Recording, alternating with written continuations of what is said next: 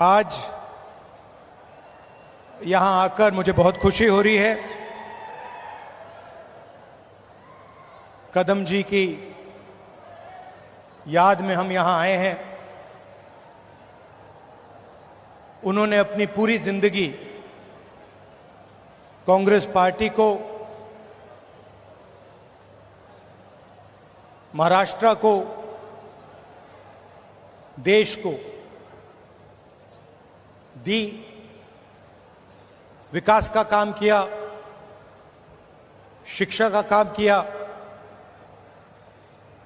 और कांग्रेस पार्टी के साथ पूरे दिल से पूरी जिंदगी भर वो खड़े रहे। जब इंदिरा गांधी जी चुनाव हारी थी तब भी कदम जी उनके साथ थे। 2 बजे रात को उनकी मीटिंग ऑर्गेनाइज की थी। 2 बजे रात को पब्लिक मीटिंग ऑर्गेनाइज की थी। तो आज हम उनकी याद करते हैं। महाराष्ट्र प्रोग्रेसिव स्टेट है। अलग अलग लोगों ने यहां पर प्रोग्रेसिव काम किया, जनता को एक साथ लेकर इंस्पायर किया और वो लोग महाराष्ट्र को रास्ता दिखाते हैं। बहुत लंबी लिस्ट है। शिवाजी महाराज जी, शाहू महाराज जी, फूले जी, अंबेडकर जी, इन सब ने महाराष्ट्र को नहीं मगर पूरे देश को जीने का तरीका,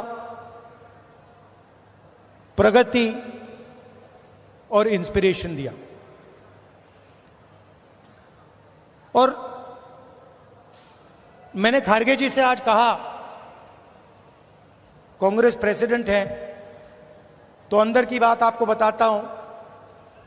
हम जैसे ही लैंड किए तो मैंने खारगे जी से कहा कि खारगे जी मैंने एक बात नोटिस की है।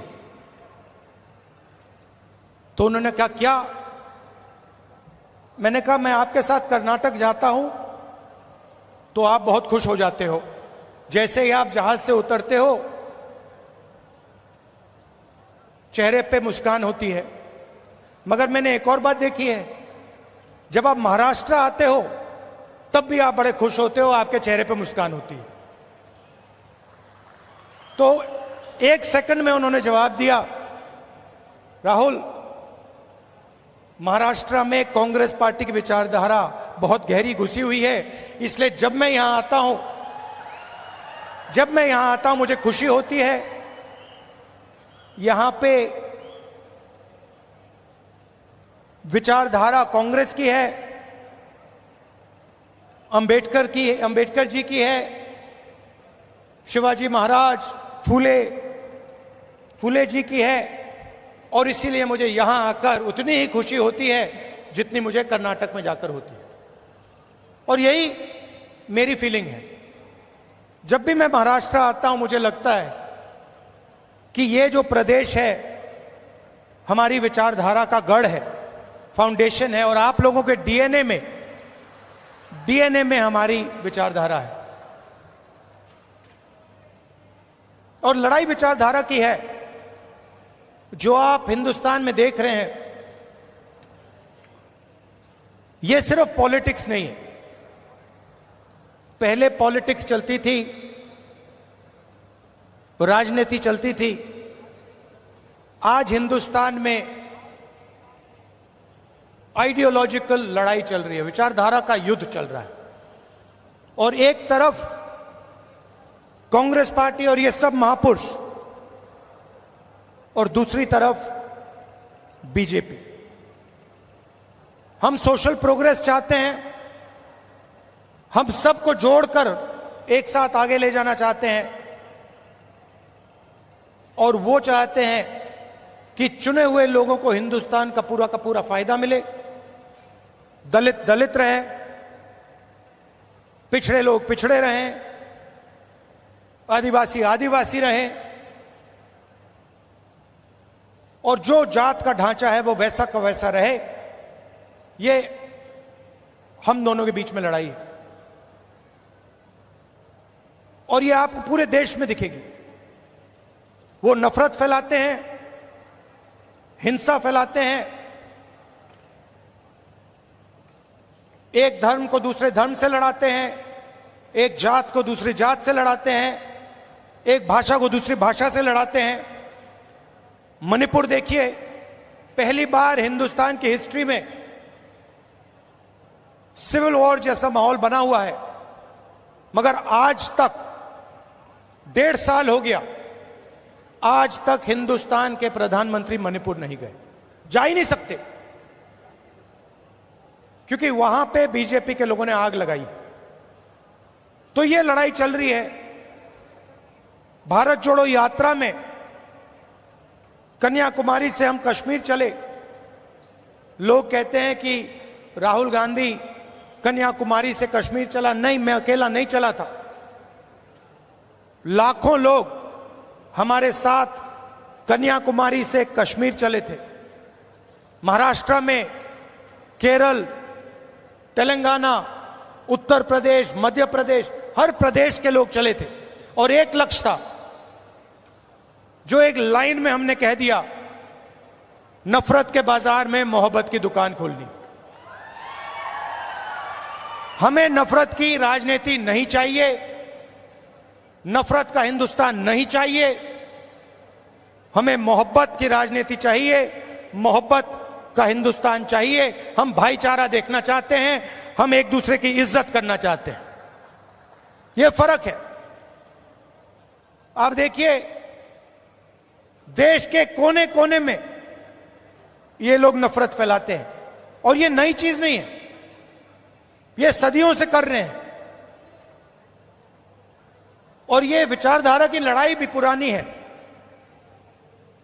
आज ये लड़ाई कांग्रेस पार्टी और बीजेपी के बीच में है। इससे पहले यही लड़ाई फूले जी ने लड़ी, यही लड़ाई शिवाजी महाराज ने लड़ी। विचारधारा उनकी और हमारी मिलती है। उनकी विचारधारा में और कांग्रेस पार्टी की विचारधारा में कोई फर्क नहीं। चाहे वो अंबेडकर जी हों, शाहू जी महाराज हों, शिवाजी महाराज हों, फूले जी हों, अगर आप उनको पढ़ें, उनके आइडियाज को देखें, समझें, तो आपको पता लगेगा कि फूले जी के आइडियाज, अंबेडकर जी के आइडियाज, शिवाजी महाराज के आइडियाज हमारे कॉन्स्टिट्यूशन में आज है। और चुनाव में हमने साफ कह दिया कि लड़ाई विचारधारा की है। बीजेपी के लोग हिंदुस्तान के संविधान को खत्म करना चाहते हैं। सीधी सी बात है, आप देख लीजिए, जहां भी ये अपने लोग डाल सकते हैं वहां ये अपने लोग डाल देते हैं। चाहे वो इलेक्शन कमीशन हो, चाहे वो शिक्षा के इंस्टीट्यूशंस हो, लीगल सिस्टम हो, ब्यूरोक्रेसी हो, ये मेरिट नहीं देखते हैं। आज हिंदुस्तान में इनकी आंखों में एक ही तरीका का मेरिट है। अगर आप आरएसएस के हो तो मेरिट है, अगर आरएसएस के नहीं हो तो आपके लिए इन संस्थाओं में कोई जगह नहीं। और हर रोज ये कॉन्स्टिट्यूशन पर आक्रमण करते रहते हैं, कोई ना कोई नया तरीका ये निकालते रहते हैं। हमने जाति जनगणना की बात की। हमने कहा कि देखिए, देश में पता लगाना है कि किसकी कितनी आबादी है और किसका कितना हक बनता है। मैंने कुछ गलत बोला? सही बोला ना? कि ये पता लगाना है, अलग अलग वर्ग के लोग हैं, ये कितने हैं, इनकी आबादी कितनी है और इनका हक क्या है और कौन सी संस्थाओं में इनके लोग हैं। एक प्रकार से हम स्नैपशॉट लेना चाहते हैं कि हिंदुस्तान में आज क्या हालात हैं। बीजेपी को लोग एकदम कहते हैं नहीं, हमने दबाव डाला, न्याय यात्रा की, और पहले ये सारे के सारे लोग कहते थे कि जाति जनगणना के हम खिलाफ हैं। आरएसएस के लोग कहते थे, बीजेपी के लोग कहते थे, इनके नेताओं के बयान हर रोज आते थे कि जाति जनगणना नहीं होना चाहिए। हमने दबाव डाला और कुछ दिन पहले कंफ्यूजन में आरएसएस कहती है कि हां, जाति जनगणना जरूरी है। अगर आप आज कह रहे हो कि जाति जनगणना जरूरी है, तो पिछले 6 महीने में आप क्या कह रहे थे? मैं आपको बता रहा हूं, पार्लियामेंट में हमने कहा है, पार्लियामेंट के फ्लोर में, लोकसभा में मैंने कहा है, कुछ भी हो जाए जाति जनगणना करवाएगी कांग्रेस पार्टी, करवाएगी, हमारा गठबंधन करवाएगा। क्योंकि हम जानना चाहते हैं, हम देश की सच्चाई समझना चाहते हैं। इस देश के धन का फायदा किसको हो रहा है, कौन से वर्ग को हो रहा है, किसको नहीं हो रहा है, यह हम जानना चाहते हैं और यह हम काम करवा के दिखाएंगे। भाइयों और बहनों, आज हमने कदम जी की मूर्ति का उद्घाटन किया और जब मैं वहां था, मैं सोच रहा था कि कदम जी ने 60 साल आपके साथ काम किया, ट्रांसपेरेंसी के साथ, मोहब्बत के साथ उन्होंने काम किया, ईमानदारी के साथ उन्होंने काम किया। 60 साल में उन्होंने आपसे कभी माफी नहीं मांगी। क्यों नहीं मांगी? क्योंकि जरूरत नहीं पड़ी। यह सच्चाई है। माफी वही मांगता है जो गलत काम करता है। जिसने गलती ही नहीं की, उसको माफी किस चीज की मांगनी है? यहां कुछ ही दिन पहले शिवाजी महाराज की मूर्ति बनाई गई और मैंने अखबार में पढ़ा कि प्रधानमंत्री ने कहा, मैं शिवाजी महाराज से माफी मांगता हूं। अब मैं ये समझना चाहता हूं, प्रधानमंत्री जी ने किस कारण माफी मांगी? अलग अलग कारण हो सकते हैं। पहला कारण हो सकता है कि ये जो मूर्ति थी, इसका कॉन्ट्रैक्ट आरएसएस के एक व्यक्ति को दी गई। पहला कारण यह हो सकता है। शायद प्रधानमंत्री जी कह रहे हैं कि नहीं, मैंने गलती की, मुझे ये कॉन्ट्रैक्ट आरएसएस के व्यक्ति को नहीं देनी थी, ये मुझे कॉन्ट्रैक्ट मेरिट पे देना था। शायद वो गलती हो सकती है। दूसरी गलती हो सकती है कि मूर्ति के बनने में भ्रष्टाचार हुआ, चोरी हुई। शायद प्रधानमंत्री इसके लिए माफी मांग रहे हैं कि मैंने जिसको कॉन्ट्रैक्ट दिलवाया उसने भ्रष्टाचार किया, महाराष्ट्र के लोगों से चोरी की। यह कारण हो सकता है। तीसरा कारण हो सकता है कि आपने शिवाजी महाराज की मूर्ति बनाई, उनकी याद में आपने मूर्ति बनाई और आपने इतना भी ध्यान नहीं दिया कि वो मूर्ति खड़ी रहे। मैं आपको गारंटी देता हूं, कदम जी की जो मूर्ति बनी है ना, आप यहां 50, 60, 70 साल बाद आ जाइए, यहां आपको दिखेगी।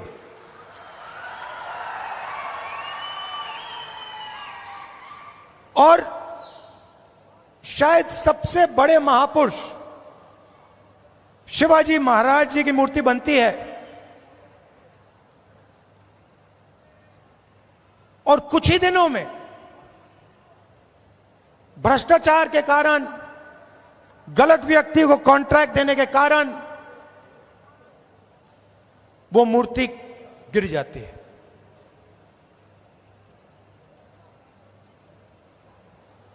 शिवाजी महाराज का अपमान किया है और प्रधानमंत्री को सिर्फ शिवाजी महाराज से माफी नहीं मांगनी चाहिए। अगर माफी मांग रहे हैं तो महाराष्ट्र के हर व्यक्ति से माफी मांगनी चाहिए और प्रधानमंत्री जी को यह भी समझाना चाहिए कि आप सिर्फ 2 लोगों की सरकार क्यों चलाते हो। जहां भी हम देखते हैं बड़े से बड़े कॉन्ट्रैक्ट अदानी और अंबानी जी को मिलते हैं। मैंने पार्लियामेंट में भाषण दिया। पार्लियामेंट में किसी का नाम लिया जा सकता है, मगर पहली बार मुझे कहा गया कि पार्लियामेंट हाउस में अपने भाषण में मैं अदानी और अंबानी का नाम नहीं ले सकता हूं। तो फिर मैंने कहा ठीक है भैया, आप चाहते हो कि मैं ना लूं, मुझे कुछ ना कुछ तो कहना पड़ेगा। अगर अंबानी अदानी नहीं चाहते हैं तो मैं कुछ और कह देता हूं। तो मैंने उनका नया नाम बनाया है A1 और A2। पूरा का पूरा काम A1 और A2 का हो रहा है। प्रधानमंत्री जी ने इसके लिए माफी किसी से नहीं मांगी।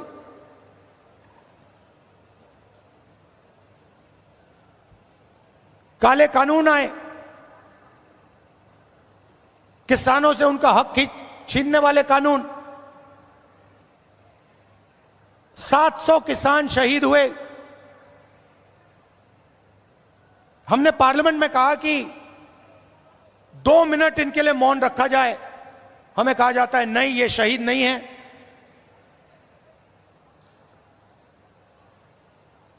दो लोगों को फायदा पहुंचाने के लिए हिंदुस्तान के सारे स्मॉल और मीडियम बिजनेसेस को खत्म कर दिया। जो लोग इस देश को रोजगार देते हैं उनको नोटबंदी से, गलत जीएसटी से आपने खत्म कर दिया। अरबपतियों का रास्ता खोलने के लिए उनसे भी आप माफी मांगिए, नोटबंदी की माफी मांगिए, गलत जीएसटी की माफी मांगिए। और नतीजा क्या है कि आज अगर युवा रोजगार चाहता है, सिर्फ महाराष्ट्र में नहीं, पूरे देश में कहीं भी अगर रोजगार चाहता है, उसे रोजगार नहीं मिल सकता। क्यों? क्योंकि जो कंपनियां उसे रोजगार देती थी, जो छोटी कंपनी थी, मिडिल साइज कंपनी थी, वो सब बंद हो गई, खत्म हो गई। भाइयों और बहनों, अंबानी और अदानी इस देश को रोजगार नहीं दे सकते हैं। रोजगार कौन दे सकता है? रोजगार छोटे बिजनेस वाले दे सकते हैं, रोजगार मीडियम साइज बिजनेस वाले दे सकते हैं, जो छोटी फैक्ट्रियां चलाते हैं, मिडिल साइज फैक्ट्रियां चलाते हैं, जो चीजें बनाते हैं, ये लोग दे सकते हैं। आज हिंदुस्तान में नया मॉडल है, चाइना का माल आता है, वही 10-12 अरबपति उस माल को बेचते हैं। आप मोबाइल फोन के पीछे देख लीजिए मेड इन चाइना, शर्ट के पीछे देख लीजिए मेड इन बांग्लादेश, जूते के नीचे देखिए made in Vietnam, made in Maharashtra, made in India, आपको कहीं नहीं दिख सकता। और ये सारा का सारा माल ये अरबपति बेचते हैं। नुकसान किसका होता है? हिंदुस्तान के युवाओं का होता है। हिंदुस्तान के जो छोटे बिजनेस हैं, मिडिल साइज बिजनेस हैं, जो चाइना का मुकाबला कर सकते हैं उनका होता है। फायदा किसका होता है? नरेंद्र मोदी जी की मार्केटिंग होती है, अदानी और अंबानी जी का फायदा होता है। और दो हिंदुस्तान बन रहे हैं, एक अरबपतियों का उसमें 20-25 लोग हैं, और दूसरा मजदूरों का, किसानों का, बेरोजगार युवाओं का। भाइयों और बहनों, 16 लाख करोड़ रुपए 16 लाख करोड़ रुपए नरेंद्र मोदी जी ने इन 20-25 लोगों का कर्जा माफ किया है। किसानों का आज तक कर्जा माफ नहीं किया है। हमने 70,000 करोड़ रुपए किया था जब हमारी सरकार थी।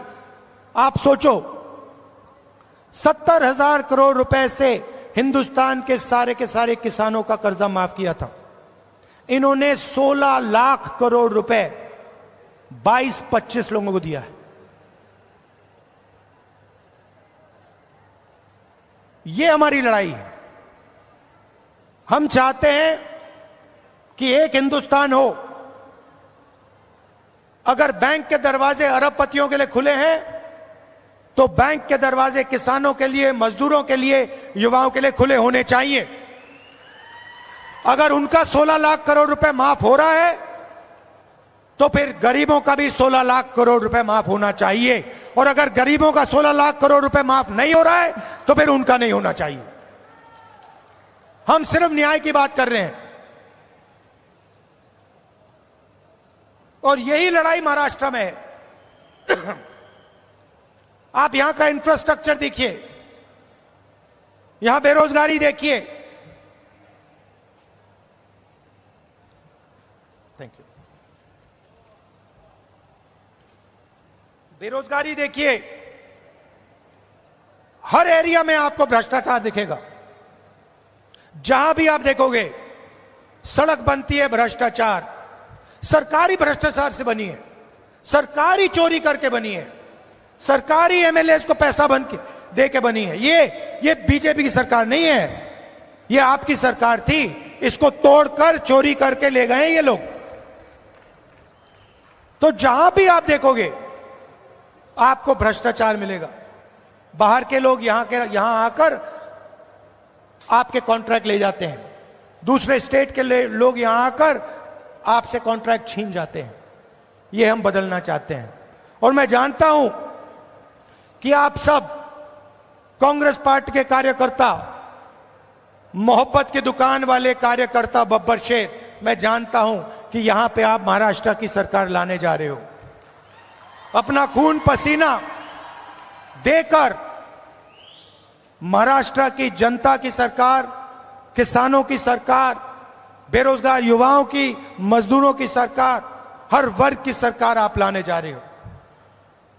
जहां भी आपको मेरी जरूरत होगी मैं आ जाऊंगा। आपको सिर्फ ऑर्डर देना है कि राहुल आपको यहां आना है, यहां आना है, यहां आना है, मैं हाजिर हो जाऊंगा।